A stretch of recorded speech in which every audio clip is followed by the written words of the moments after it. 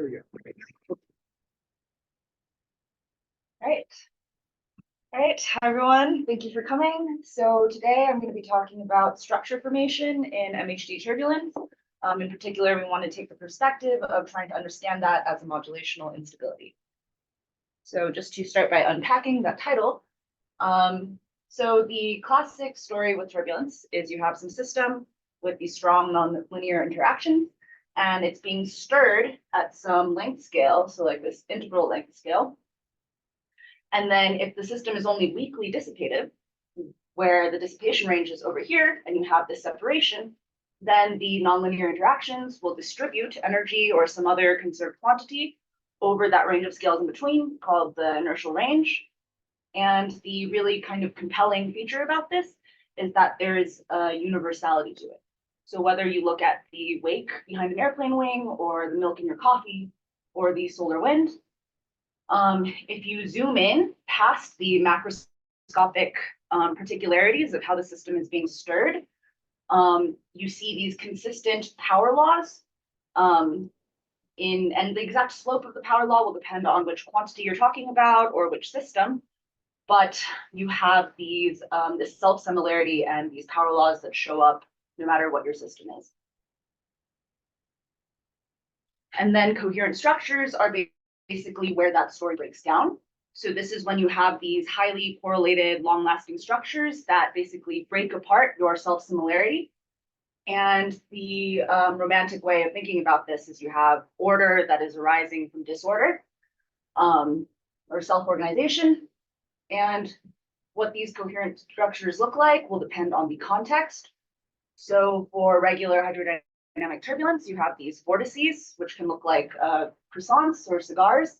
And in confinement devices, so with drift wave turbulence, you have zonal flows.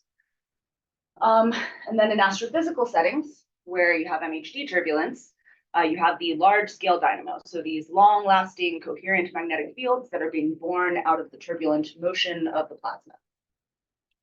And the most kind of famous, close-to-home example of this is our 11-year or 22-year solar cycle, where the turbulent motion inside the sun is supporting this large-scale dipole field, and every 11 years it flips polarity, and in that process you get all these bursts of solar activity seen here, and this is great for aurora hunting. So I think we're actually at the peak of one of these cycles right now, so it's a good time to go to Iceland. But yeah, so this is kind of the star of the talk, so kind of the phenomenon that we're trying to get at. And so the exact working definition of what I mean by coherent structures, so that's going to depend on the context, but for the purposes of this talk, you can think about it as something that is non-vanishing with respect to some averaging operation, while the turbulence itself does. Okay, so that being the phenomenon that we're trying to understand, so the perspective we're trying to take is to understand this as a modulational instability. Just realized I should probably remove, is it blocking the title? Okay. And so modulational instability is where you have some strong primary wave that is susceptible to breaking up into other waves. So if you just take a existing wave, you perturb it by adding these little side bands. If those side bands tend to grow at the expense of your existing wave, then this is a modulationally unstable system. And how to apply that thinking to structure formation in turbulence is to look at the turbulence and say, well, this is kind of just a bunch of potential primary waves. And then to think of a structure that's forming on top of that as a modulational instability of the background turbulent primary waves. But the complication when you want to do this on turbulence is it's no longer just a vanilla modulational instability calculation, because now your primary waves are turbulent, so you need a statistical theory to describe this sea of background fluctuations. And the existing framework for doing something like that is called wave kinetics. And the idea here is to basically say, well, in the geometrical optics limit, where the wavelength of my waves is much smaller than the scale of inhomogeneity of my background. So in that geometrical optics limit, I can assign a wave packet a position and a momentum, and I have the ray equations for how these particles move around. So in this sense, they are particles, not quite, so we call them quasi-particles. And then wave kinetics is just the practice of doing kinetic theory on these turbulent quasi-particles. And so any generic kinetic theory you can split apart into a homogeneous term. So this deals with the pairwise interactions of your quasi-particles. And you have an inhomogeneous term that arises from collective interactions. So how are all of these turbulent quasi-particles coming together and creating some large-scale field? But the traditional kind of domain of wave kinetics is in homogeneous turbulence research, where you are focusing on wave-wave collisions. You're expanding in orders of weak nonlinearity. This is called the weak turbulence regime. And what you get are these equations that govern your homogeneous spectra. So a distribution function without any spatial dependence, this is just your spectrum of your fluctuations. And so this is where it's normally used. But actually, if you are trying to study structure formation, all of the interesting stuff is going to be in this inhomogeneous term. So you need to allow for the fact that your quasi-particles might bunch together, therefore creating inhomogeneous fields. And so in this sense, we are kind of doing a plasma physics of the quasi-particles that are comprising your turbulent background. So take, for example, the Blassel-Poisson system, where you have charged particles, which are contributing to some potential, and they are self-consistently moving around in this potential. But you're not really dealing with the collisional term typically. But so that being the kind of picture that we are trying to sell, the current mainstream for talking about structure formation in MHD turbulence is something called mean field electrodynamics. And the idea here is to basically take your MHD equations of choice, here I've gone with the incompressible ones, and you split your fields into a mean part. So this is the coherent part, that if you average out your total field, you come to your coherent part, and you have a fluctuating component, which the average will kind of, you can think of it ensemble, spatial, temporal average, doesn't quite matter. But the fluctuating part averages to 0. And so after decomposing your fields in this way, if you look at the equation for your mean field, you will see that now there is this new term that comes from, so this is called a turbulent EMF, and this is where the dynamo lives. And what this is basically the average second order correlation of your turbulent quantities. And so this is now this new novel source term that shows up in the equation for your B field, and this is what generates the dynamo. But so the devil is in the details of how you actually then express this turbulent EMF in terms of your mean field, so to close your system of equations. And the way that this is traditionally done has some pretty serious limitations. So first of all, the kind of classic closure ansatz that you use is you say the EMF is proportional to some coefficient, alpha, times the field itself, plus some other coefficient, beta, times the first derivative of the field. And formally, this goes on forever, but you truncate it usually at the second term. And so obviously, if you're doing some expansion like this is really only valid in the limit of a really small geoparameter, which in this context of turbulence is the scale of your turbulent fluctuations over the scale of your mean field. And the very nature of turbulence is that it's broadband. So you can expect that, okay, maybe this works for RF settings, but it might be a serious restriction when it comes to talking about turbulent problems. Yeah, and so these coefficients, alpha and beta, they correspond to, so the dynamo mechanism lives in this alpha term. So if you put this back into the equation for the mean field, the thing that gives you exponential growth comes from this alpha, whereas this beta term will turn into a kind of diffusive-like term. And in actually calculating what these are, so these results that I've written here, these are just kind of the classic answers for what those are. To actually get there, you take the statistics of the turbulent velocity to be fixed. So you're basically saying my turbulent background, it is what it is.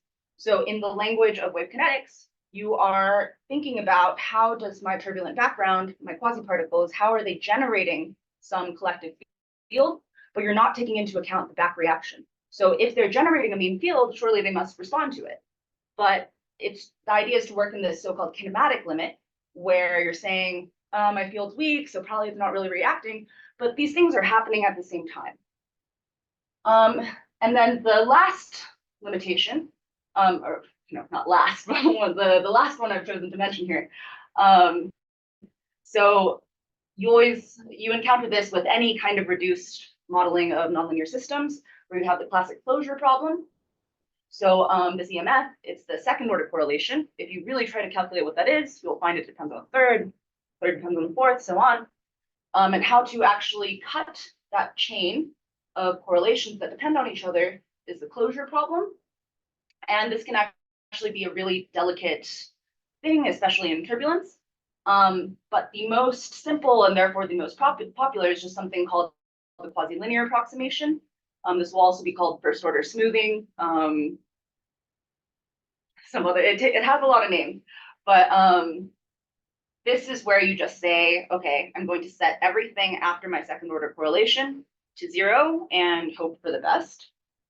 So these are some serious limitations. And the last one, kind of across the board, we all struggle with it.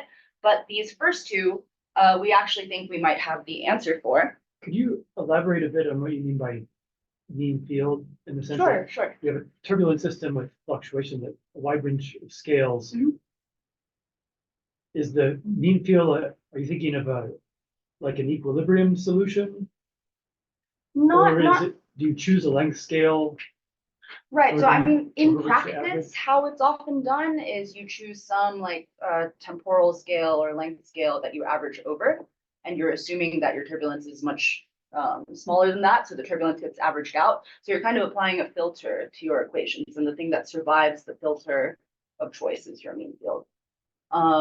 I think it might be the most, like in the most ideal sense, it's like an ensemble average. So over like many different realizations of the turbulence, the part that would. I mean, does the mean field vary in space? Yes, yeah, the mean field can absolutely vary in space. But if you're using a spatial filter to define your mean field, it would not be allowed to vary on spatial scales smaller than your filter. But yeah, you're not married to a spatial filter. So how do you choose this length scale and treat it as pretty big? So it's not really something, I think, to actually kind of pick one. I think that's something you do when you're trying to analyze like the results of numerical simulations, which I don't really do. So I'm not sure like how it's really done in practice. So to me, it's kind of this conceptual average. So I don't maybe have a good answer. a problem specific choice. Right. Like I think with stuff like, like astrophysical, if you're trying to model a specific astrophysical system, you have some kind of guesstimate for what the typical turbulent scale is, and then what the typical like large scale field you're observing. So you pick a scale and look at that. So you have some structure formation, right? So those structure have some scale, Mhm. and your turbulence have some other scale. So usually the mean field here is a scale between these things, or is this a scale that is even larger than structures? So the mean field is the structure. Is the structure? Yeah. Mhm. So basically your mean field scale is the scale of the structure. Right. And so like, but I'll use the terms kind of mean field and structure somewhat interchangeably, but it's the idea that, you have your turbulence and it's turbulent, so it averages out in some sense, but you have some like correlated thing that survives some kind of averaging operation. So this is like structure or a mean field. And this is just kind of different groups of people using different words. Okay, yeah, so that being the kind of mainstream where it has those two major limitations of you need the scales of the turbulence and your mean field to be very separated. And you're not taking into account the back reaction on the turbulence from the formation of this field. And so what we are proposing is this kind of intermediate approach between wave kinetics, where all of the focus is on modeling how these turbulent quasi-particles are interacting with each other, and mean field theory on the other end of the spectrum, where you're just focused on modeling those coherent fields. So you're saying, for my turbulence, what is the coherent field that forms, but you're not taking into account how the turbulence should respond to this mean field that's being formed. And so we want to live somewhere in the middle. So with mean field, it's very creatively called mean field wave kinetics. I'm very open to suggestions for better names. But what we're trying to capture is the contribution of the turbulent quasi-particles to the mean field and simultaneously capture the back reaction on the quasi-particles from the mean field. And basically the new challenge that you run into, and essentially why this isn't a thing yet, is that when you are trying to deal with these things at the same time, so now you're introducing the length scale of the mean field, and you have to compare that to the wavelength of your quasi-particles. So if you're doing like just kinetic theory on these so traditional homogeneous wave kinetics, you don't really have to confront the fact that your particles have a wavelength because there's no reference scale. But now if you're trying to actually model in homogeneous turbulence due to some structure that's arising, you actually have to confront the wave-like nature of the particles that are forming your kinetic, that you're trying to model with a kinetic theory. And so the classical kinetic theory that we're used to isn't going to be enough, and we need a quantum-like generalization. And so the way you do this is something called Wigner-Moyal wave kinetics. And I'm just going to run through how this works like as quickly as I can. But please feel free to ask me about the details like offline or something, or if you're dying to know, interrupt me. So the idea here is you can write any generic wave equation as a Schrodinger equation. So for example, if you look at this just 1D wave equation with a spatially varying phase velocity, you just call this F a psi, already looks more like a Schrodinger equation. And then you can just write this, any partial differential equation as some Hamiltonian. And then now you have something that looks like a Schrodinger equation. And then the next thing is to promote your fields to abstract vectors. What this means is you identify that, oh, the field I'm used to working with in space and time is the spatial projection of some more abstract object. Then you upgrade that for the density operator, and your Schrodinger equation becomes the von Neumann equation. And now you're going to project this onto phase space with a Weyl transform defined here, which maps operators, so like the density operator in our case, to symbols, which are functions in phase space. And it does so in this way. And there are a variety of ways to map from operators to functions in phase space, but the Weyl transform is the correct one in the sense that it gives you at the end a phase space theory that makes sense, where identity operator maps onto one, the space and momentum operators map onto the corresponding components, and it preserves hermiticity. So these are some nice features. And just to recap, so what we've done, okay, so we've gone from a field in regular space to an operator to a function in phase space, and it'll hopefully become clear why we have done that soon. Okay, so if you hit the von Neumann equation with the Weyl transform, you end up with the Wigner-Moyal equation. And what this does is it evolves your Wigner function, which is the Weyl transform of your density operator, so the symbol of your density operator in phase space. And what the Wigner function is, if you write this out, so this is just me unpacking, like removing the kind of vector notation. What this is just the spectrum of your symmetrized 2-point correlation function. And it is the quantum generalization of a distribution function in the sense that what this gives you is the phase space density of wave quanta. And so this is commonly used in RF physics, or it can be really useful in RF physics.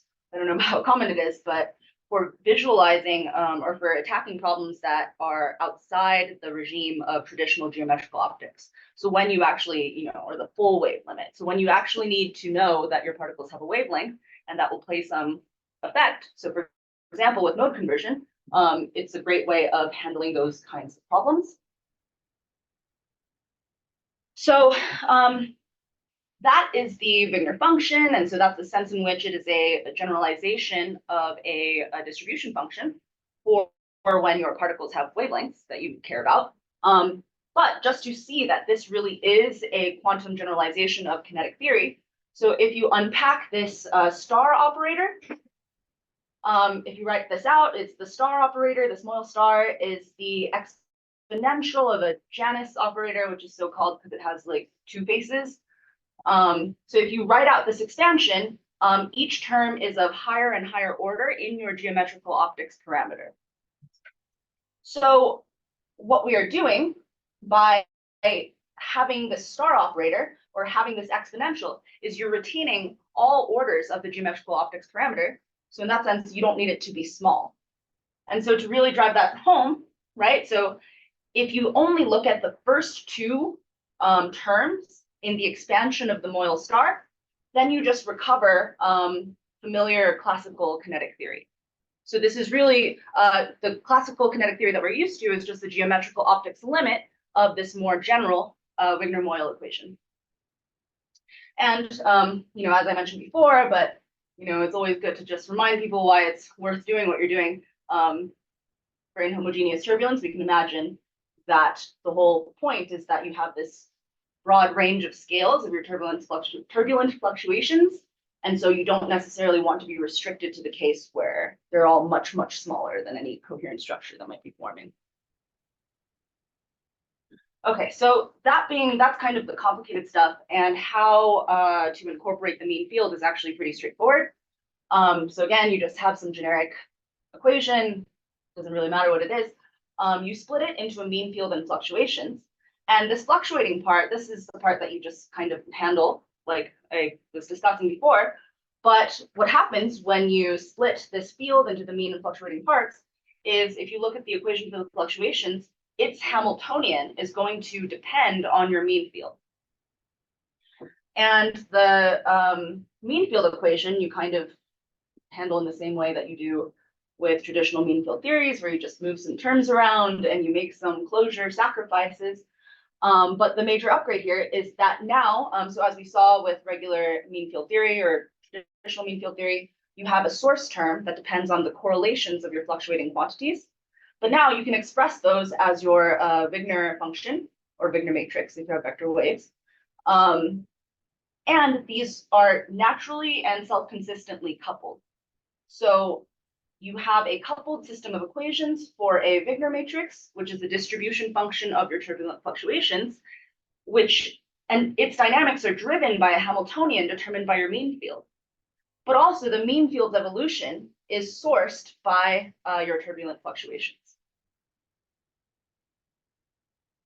Okay, so now if you just put that formalism to work for incompressible MHD, so here, this is just incompressible MHD written in terms of your L-Sasser variables, so just these linear combinations of your flow and magnetic field.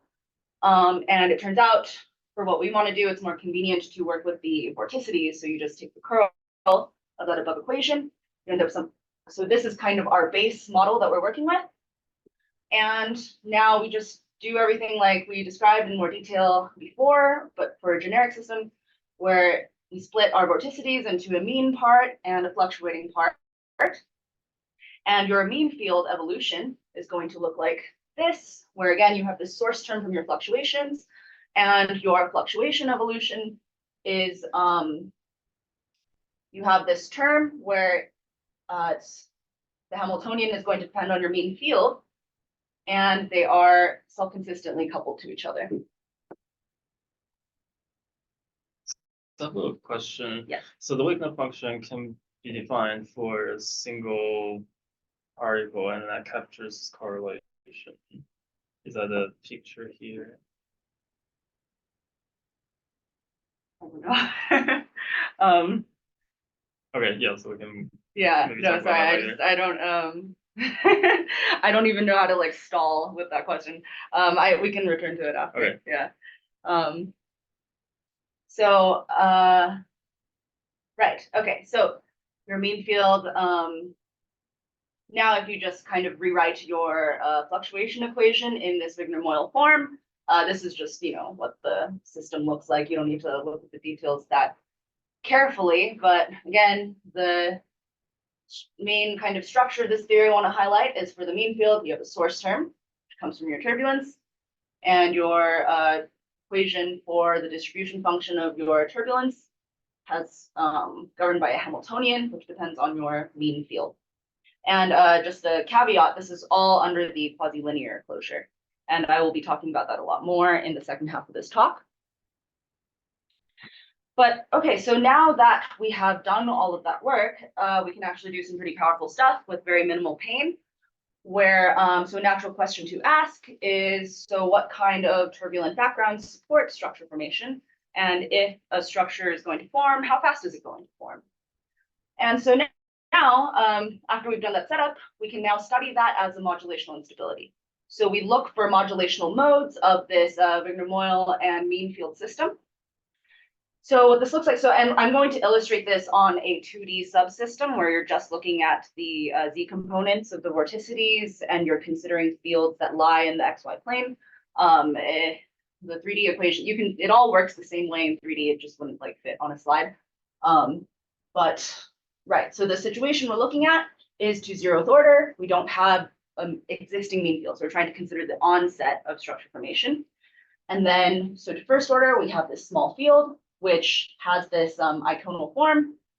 And our Wigner matrix has, so our turbulence, right? It has some homogeneous turbulent background, but we're also considering a perturbation to that. So now some spatially inhomogeneous part of your turbulence that is going to be coupled to this. And this mean field will also show up in a perturbed Hamiltonian. So if you just put in this ansatz for the kind of solutions that you're looking for, and you just put it into that machinery, crank it out, you get this general dispersion relation for modulational modes. And again, I've written this for 2D, where, okay, so what this lacks in transparency, it makes up for in generality. So what this does is it takes arbitrary turbulent spectra, so these big Fs, so this is your background, right? And then it gives you a resulting dispersion relation for what are your modulational modes. So this essentially, you give it a background, it spits out a growth rate. Do you have a dynamo or not in the 3D case? Yeah, and this 2D. So I want to highlight that even with these arbitrary turbulent spectra, at no point have I invoked scale separation, but we still have a closed form expression. And where you see the fact that we're retaining infinite orders of the geometrical optics parameter is what this does. The Weil star turns infinite orders of your geometrical optics parameter into shifts in phase space. So the fact that we've kept all those orders of the geometrical optics parameter kind of manifests as all these like little k minus big K terms that you see. But at no point have we needed to assume one is much smaller than the other. So what is the small k and big K again? Right, so small k, this is like in the phase space of the turbulence. So like the small k is the turbulent k, and it lives in this space, so it can kind of be anything. And then your big K is now a modulational mode. So you're considering like That's the structure. the mean field structure, yes. Okay, so now let's just do some simple problems to make sure it is kind of working like we expect. So if you just have some simple sheared flow like that, this corresponds to like delta function turbulence, not quite turbulence, but our machinery doesn't care. You can just represent it as a delta function, crank out the dispersion relation. And so this is, you have a sheared flow, you expect a Kelvin-Helmholtz instability, and indeed you get one. So this plot on the right here is the growth rate as a function of your normalized wave vector. Whereas so P here is the scale of your turbulent fluctuations, and there's just one here. I'm picking a simple problem to just get our bearings. And then big K again is the scale, the wave vector of your modulational mode, so your structure. And so this black line is the analytical dispersion relation that you get with this machinery, and these red dots are what you get by just doing the nonlinear simulation of MHD. If you just give it this background profile and see what modulational modes grow. And we can see it's like doing very well in this regime. We don't see immediate issues with using the quasi-linear approximation. And another test, okay, so that's hydrodynamics, it works.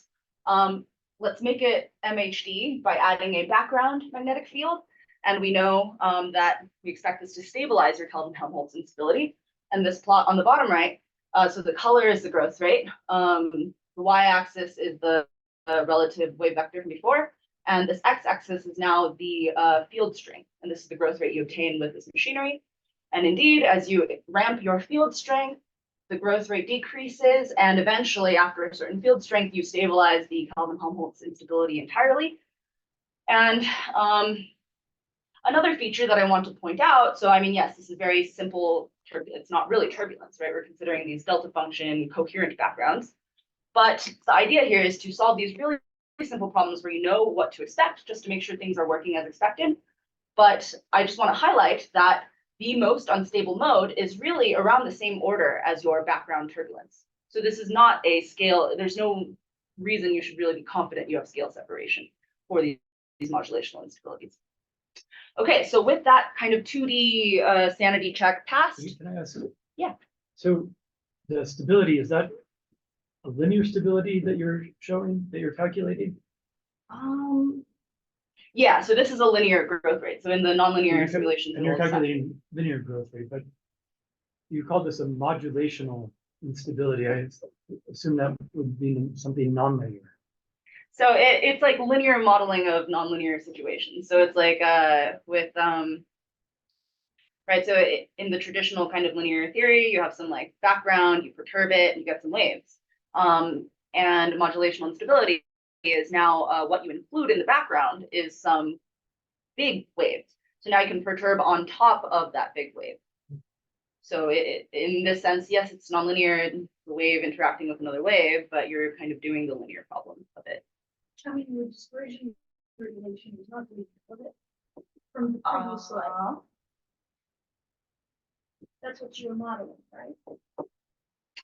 I guess what do you mean by like linear dispersion relation? You don't have your terms there are interaction of modes. So isn't that like you have KK, right? Right. So yes, this is modeling the interaction between so like your modulational instability, which is like feeding off of your primary wave. But it's linear in the sense that you're considering, yeah, sorry, I should have said this. You're considering the regime where your modulational wave, so this sideband is still very small.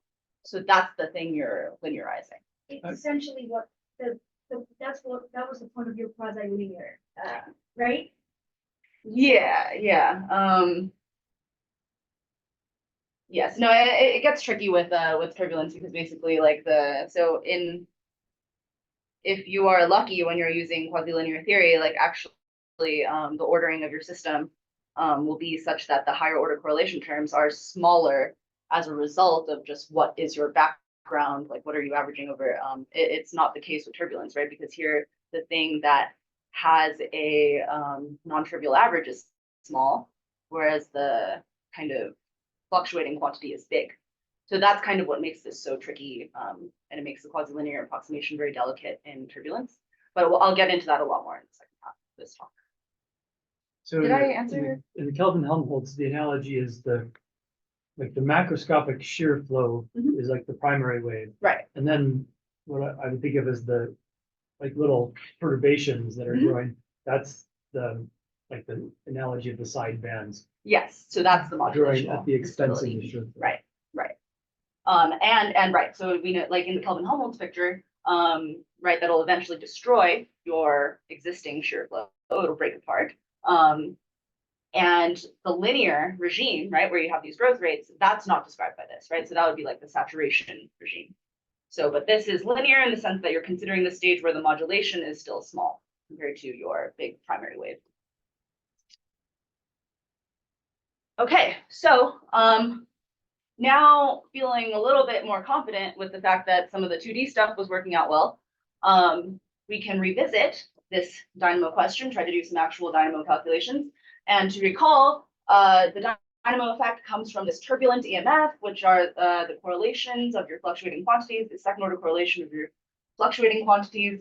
And just to recap this traditional result, where you have your EMF is a coefficient alpha times your mean field plus coefficient beta times the curl of your B field. And what you have traditionally is that alpha is a constant that is basically just your kinetic helicity of your background turbulence. And so, sorry, I forgot to mention this, the homogeneous isotropic case.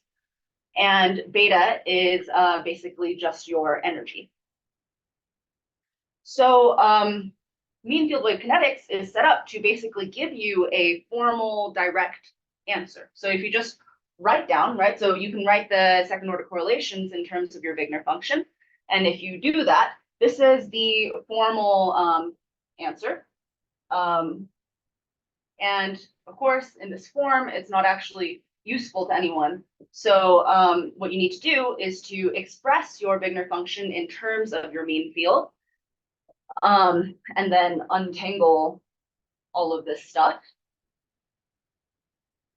And so to do that, I've just put that equation up here for reference. We're just going to use the same old modulational instability setup from earlier, where we're looking for these conal solutions. And we're starting with a 0 field, so considering the onset, and we have some homogeneous turbulent background that we're then going to perturb. And so if you put this into there and just hack through all the Levi-Civita symbols, you actually arrive at something that is really kind of beautifully familiar, where you get something that looks a lot like an alpha effect, but it's kind of different. It's related to your kinetic helicity spectrum. So something is right about it. I didn't even bother to write out exactly what this is, just it's like in 3 nested definitions, but ultimately it's 0 if your kinetic helicity is 0. And this is something in a similar sense, it's 0 if your kinetic energy is 0. And this is very much ongoing work, but just some immediate implications that come out of this is already this just gives you qualitatively different dynamo predictions. So if you look at what this kind of form implies for your growth rates, so the example of an alpha squared dynamo, traditionally it scales with your kinetic helicity linearly. This would imply that it scales with the square root of it. And the traditional alpha squared dynamo is a stationary, purely exponentially growing thing. This actually gives you traveling solutions. So, right, there are these like qualitative implications that are different if you do the problem this way. And the other kind of feature I want to highlight is that one of the things that the field has started to notice that has kind of made them almost lose interest in kind of doing mean field theory in an analytical way is that it's now understood that a small scale dynamo is just as important. So if you have a mean field that's forming, well, you're also going to be having these turbulent magnetic fluctuations that are also coming up. And what this theory does is it captures those simultaneously with the same growth rate. And this also amounts to a systematic calculation of the non-local response kernel. So how does your EMF depend on the magnetic field? Not just right there, right? As if you do the kind of traditional local closure ansatz. This captures what the magnetic field was doing long ago and far away. And this is something that right now people are interested in, like they know non-locality is a factor, but really the only way to access it is by doing numerical simulations and then trying to fit it to some form for what this kernel is. And this amounts to an actual calculation of what it should be. So here are there closed form expression for J and D? Yes, they exist. There Yes, they exist. They're not here. Right. I can send you, like, if you want proof, I have I have them written out somewhere. But they relate to your kinetic helicity.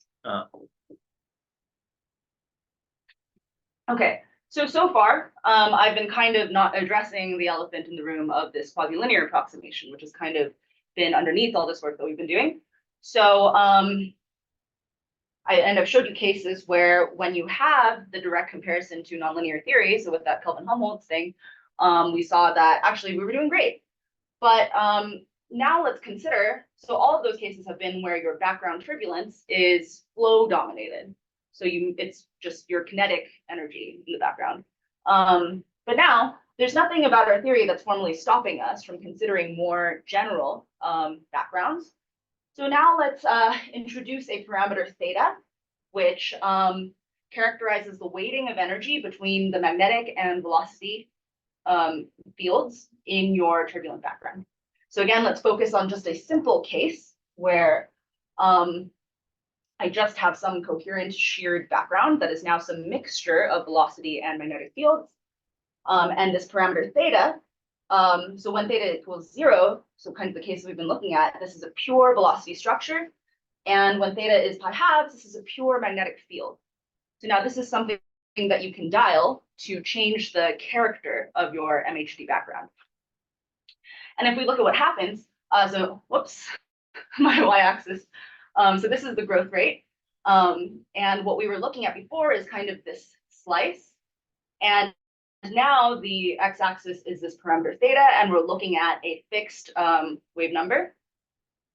And so in this regime, so under pi fourths, your background is mostly velocity dominated. And what we can see is in that regime, so all of these are just kind of generalizations, MHD generalizations of the Kelvin-Helmholtz instability. And there, actually, quasi-linear theory does great. Like, it's a quantitatively well-performing prediction of what the growth rate is. But now if you go over here to this regime, where now your background is more dominated by the magnetic fluctuation, it fails completely, where quasi-linear theory predicts this symmetric set of instabilities, which actually look like tearing instabilities, but your system is actually ideal. So there's something kind of spooky in like, what is it seeing? But you get this systematic overprediction of instability, where nonlinearly the system is actually stable. And so the second shorter half of this talk is going to be kind of diving into that. And so I want to just do a halfway summary where I've talked about mean field wave kinetics, which is this awesome tool when it works because you don't need scale separation and you simultaneously self-consistently capture how your turbulence is reacting to a mean field that it is generating. Right, but as we saw, it fails when, I mean, it's something you should kind of be suspicious about in general, but we directly saw for the simple case of this coherent background that if you now make that primarily magnetic, actually the system is modulationally stable, but your quasi-linear theory is predicting instability. And there's something to them in the sense that they look like tearing modes. So this, I'm going to now focus on, so what is happening there? So why is quasi-linear theory breaking down? And can we leverage what we learn about why it's breaking down to maybe salvage it? So to do that, we're going to consider the simplest possible model where you can still capture those higher order correlations that quasi-linear theory throws out. So mean field wave kinetics, it's powerful, it can do all these things, but we bought those features with the quasi-linear approximation. So now we're going to trade those features back such that we can systematically examine what we're doing when we just truncate all of those higher order correlations.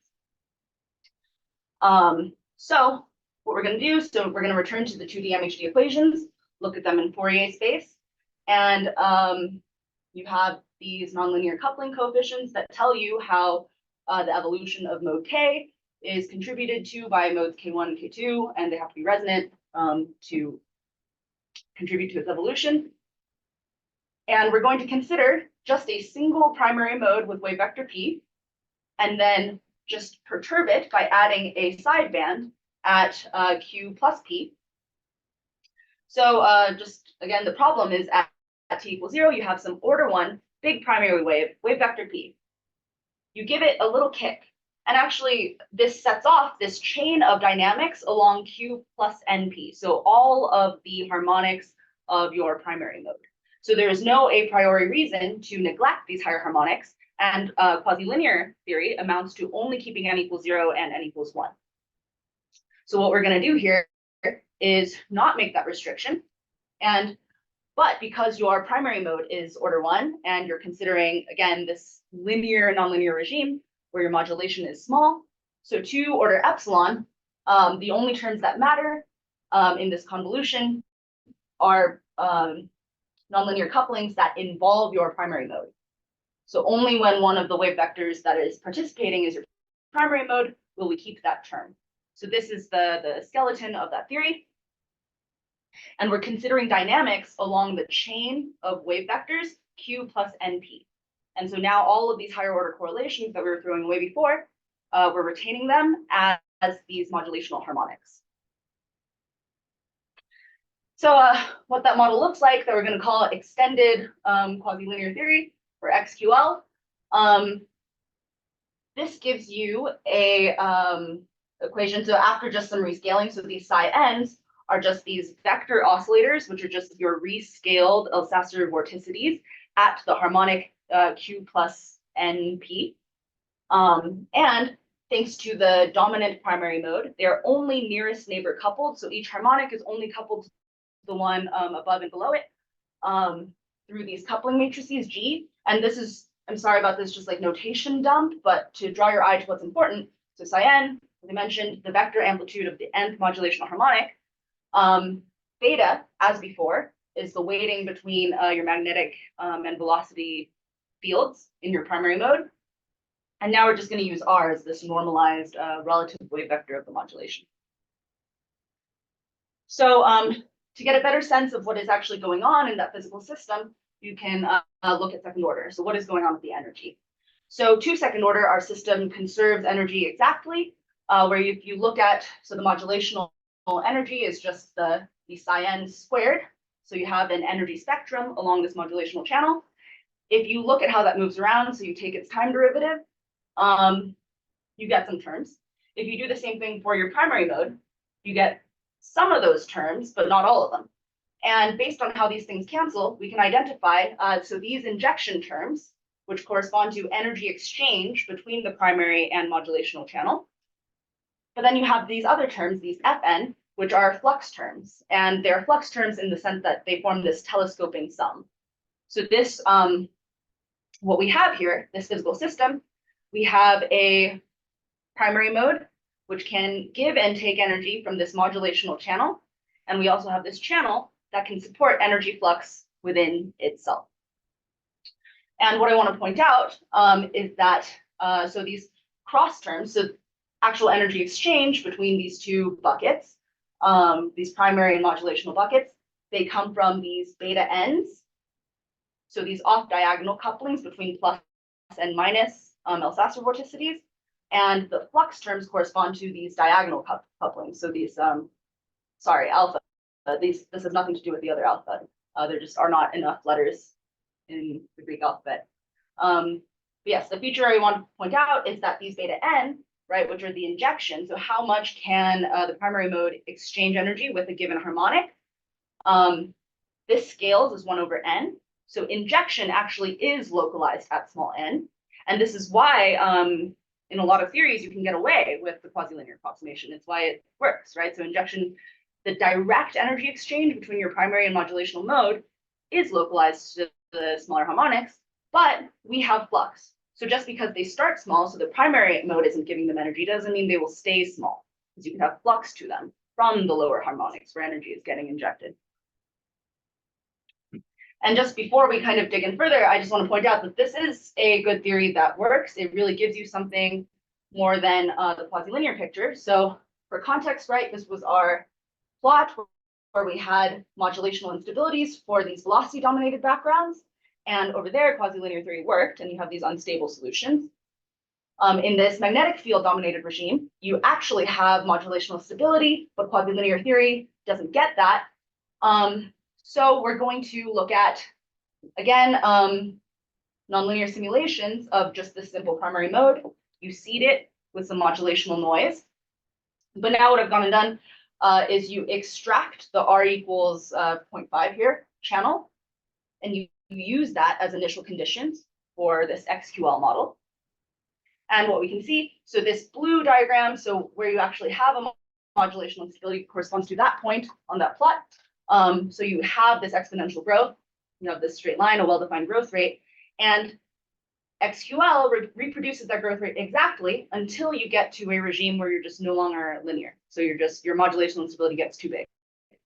But it also captures the fact that over here, so for these magnetic dominated modes, sorry, these different plots are just different harmonics and their time traces.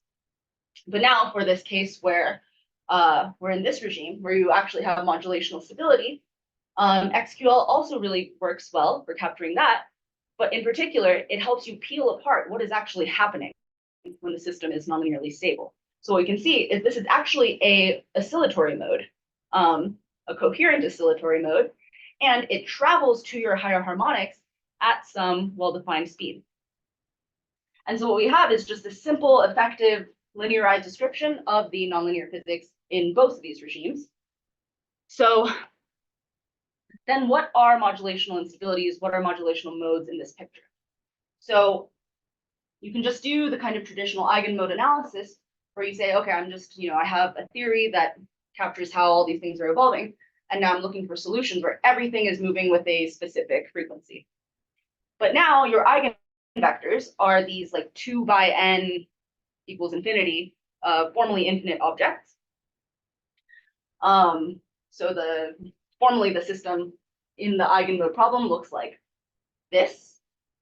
And what a truncated model is, so like quasi-linear theory, is you just truncate this system after a certain harmonic. You set all of the you're only looking for eigenmodes where you've artificially set the values of higher harmonics to 0. So for 4MT, which is equivalent to the quasi-linear approximation, it corresponds to this subsystem.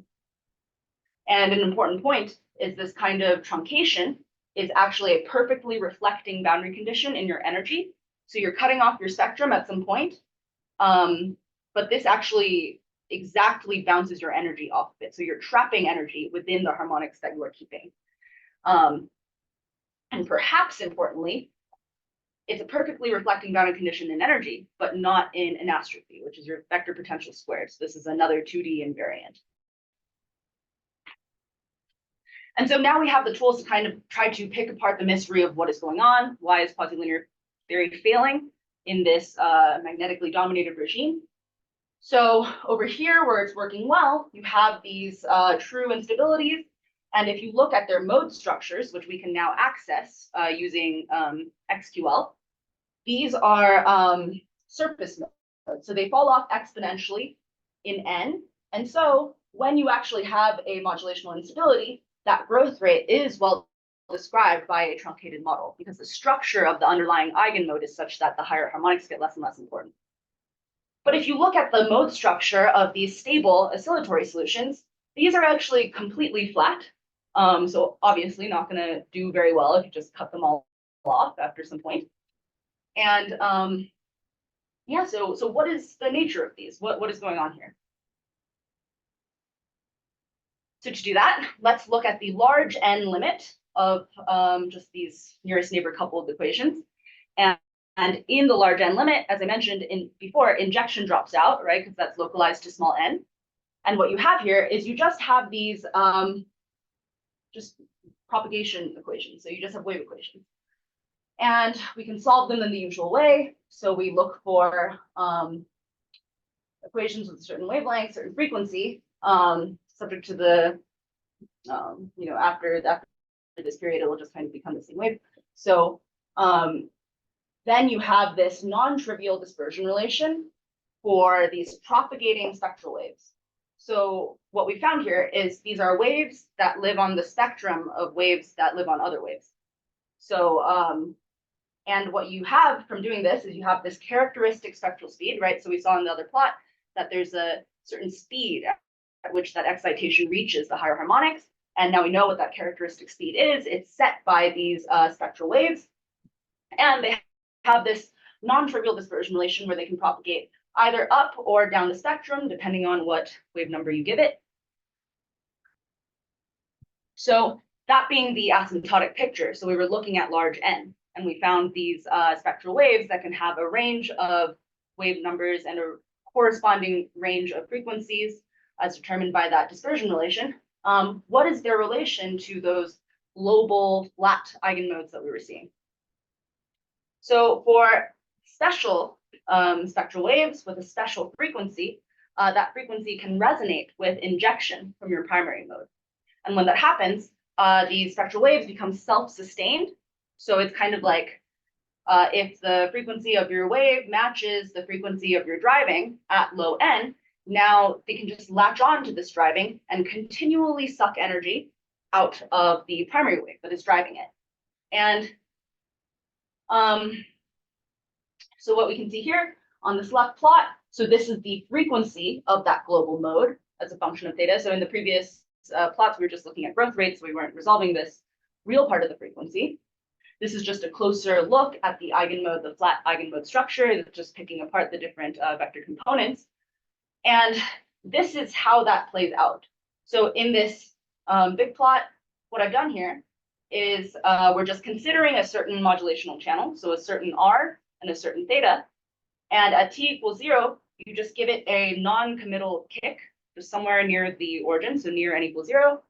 And this launches this global spectral wave. So this is that global real frequency eigenmode that we were seeing.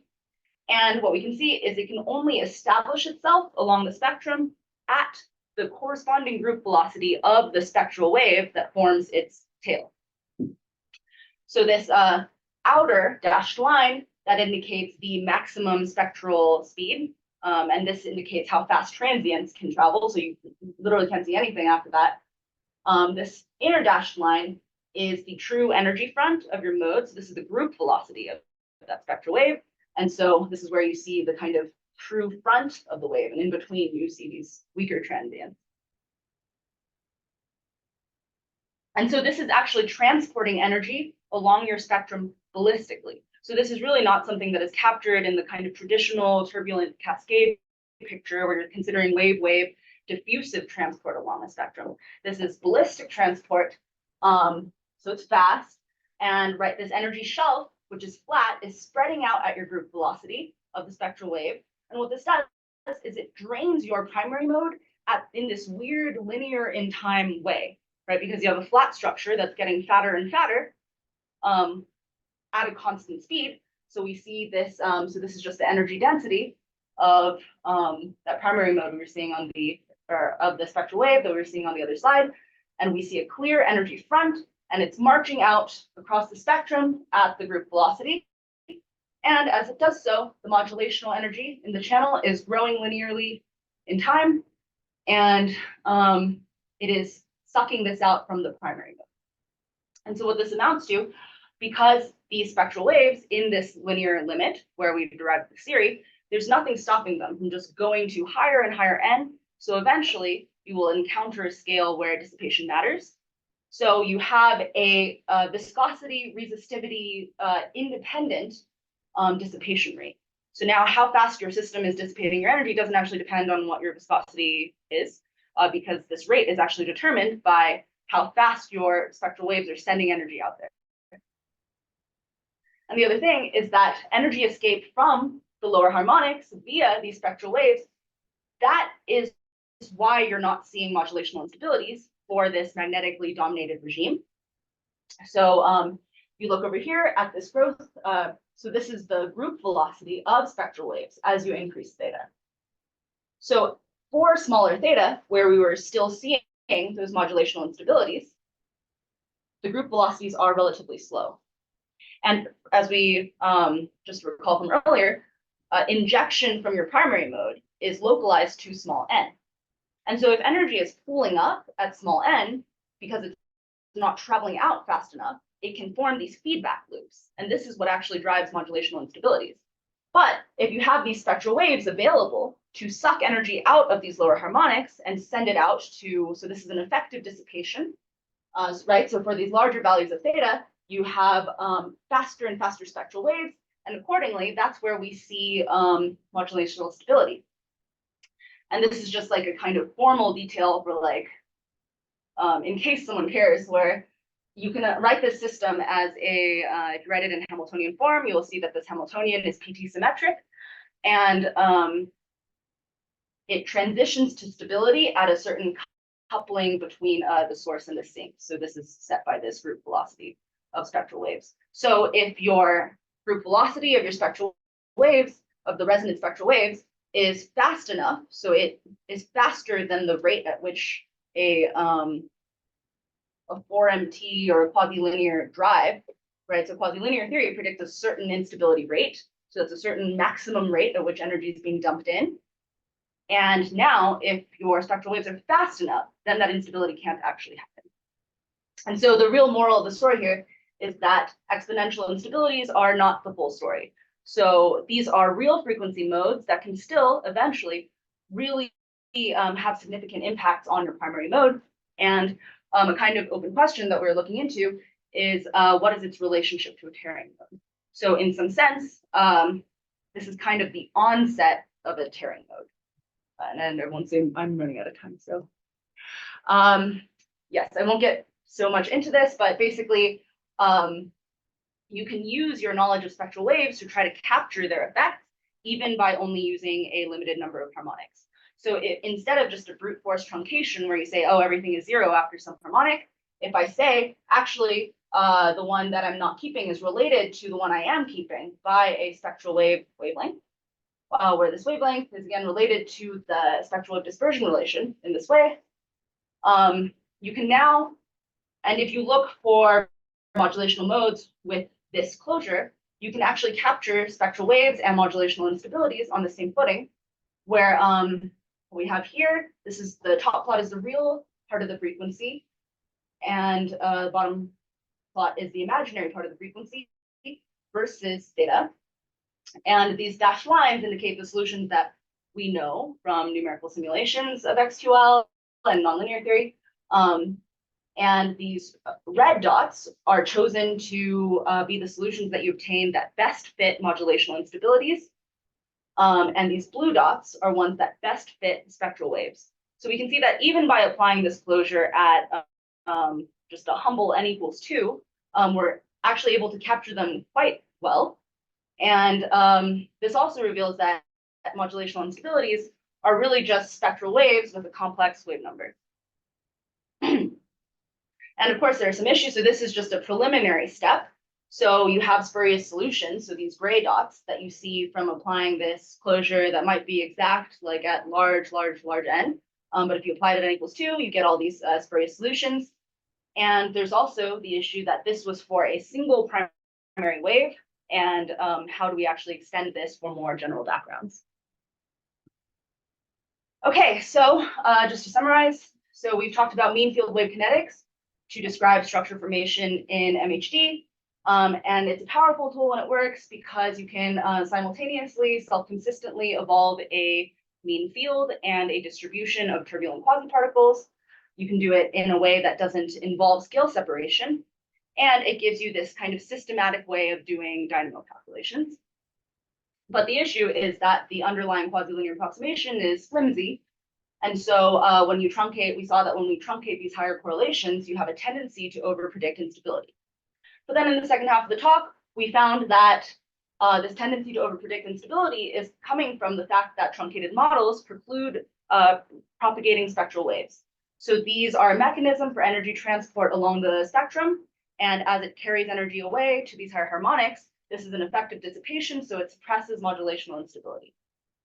And then we saw the first steps at using our knowledge of spectral waves to build a closure that can actually capture these effects. So capture the fact that, actually it's not unstable in those magnetic field dominated regimes. And that closure can capture modulational instabilities and spectral waves simultaneously. And I didn't get a chance to show this explicitly, but it is in the paper about this, where if you then put in deviations from the ideal incompressible case, this actually tends to restore your quasi-linear approximation. Right, and then the main kind of thrust of the future is how do we kind of merge these two pictures? So how do we maybe build a mean field wave kinetics that is more robust by incorporating what we've learned about spectral waves in MHD? Okay, thank you. That is my talk.